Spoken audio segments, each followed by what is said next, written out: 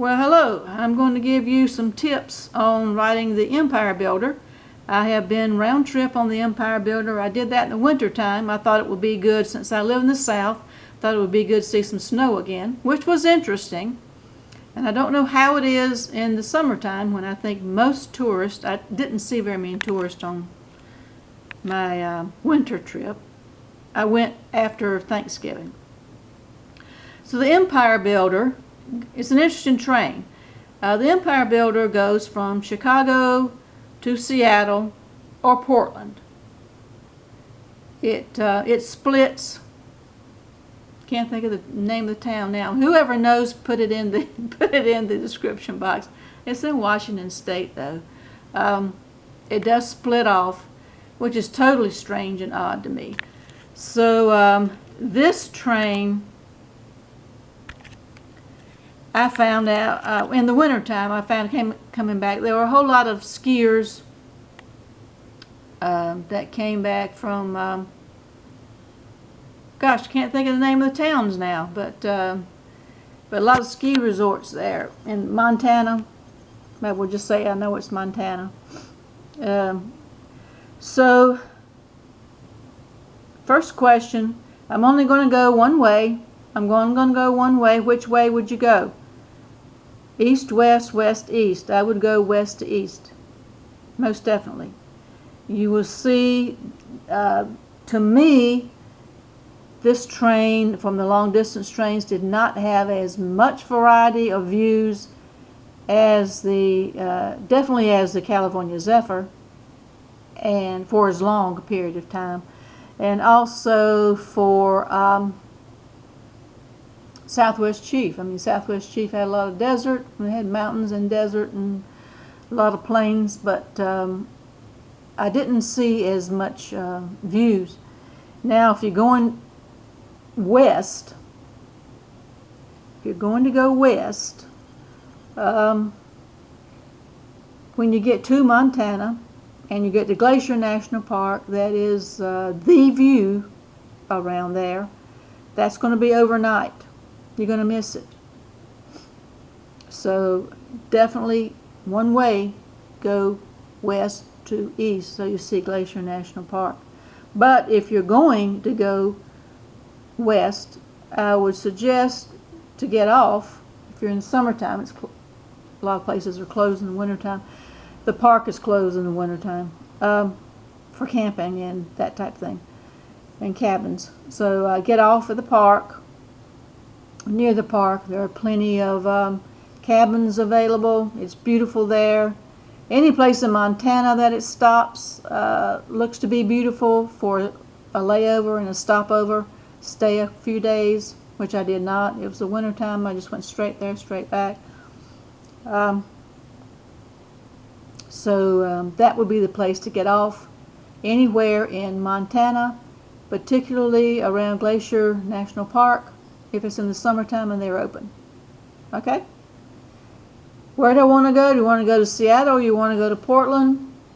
That's up to you. I went to Portland because I was staying in a hostel, and the hostel looked nicer in Portland than in Seattle. And after I got to Portland and heard from some of the other people there, other travelers in the hostel, they said that Portland is a nicer choice than Seattle. I can't speak to it personally. It's just a personal preference. So whichever. I wanted to go. I'm trying to go through all 50 continental states, so going to Oregon would put me in another state, so I went to Portland. Doesn't really matter. Where's the best view? Where's the best place to sit? On the left-hand side or the right-hand side?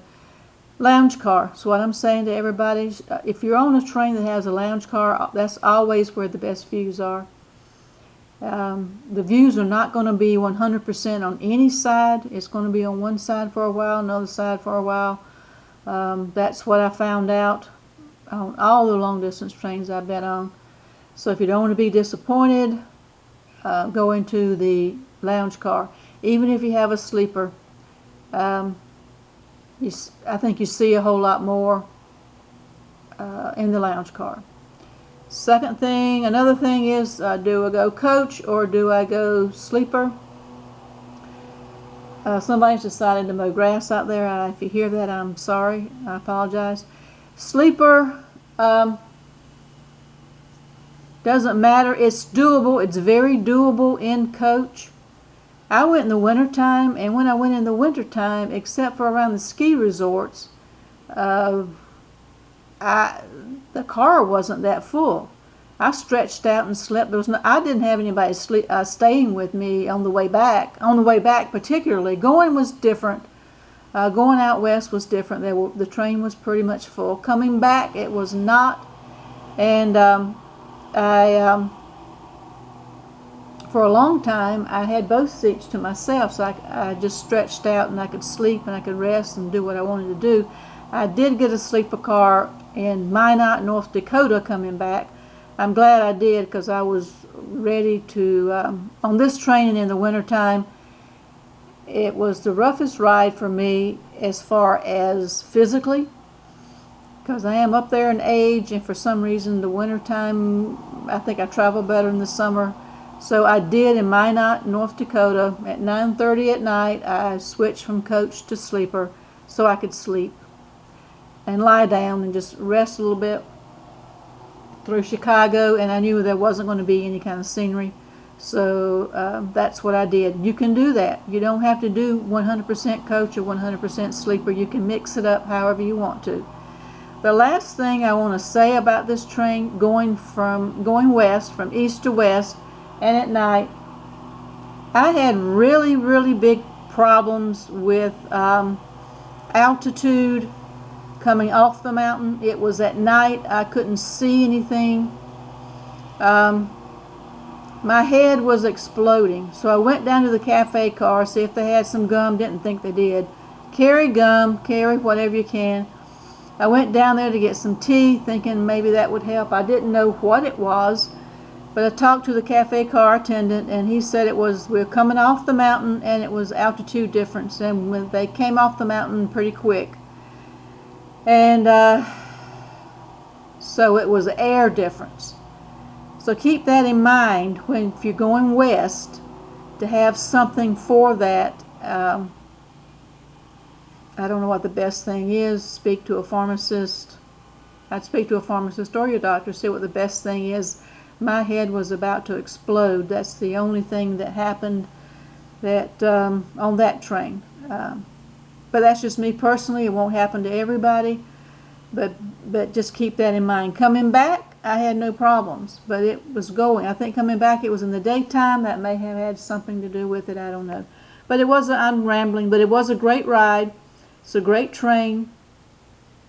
I didn't find out people to be overly friendly.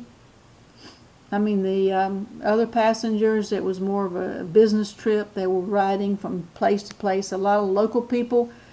It was the wintertime. A lot of local people were riding.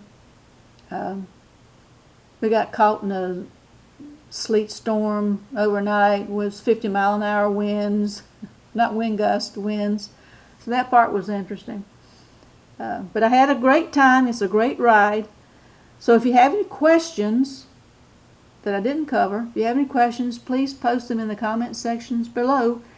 And until next time, happy rails.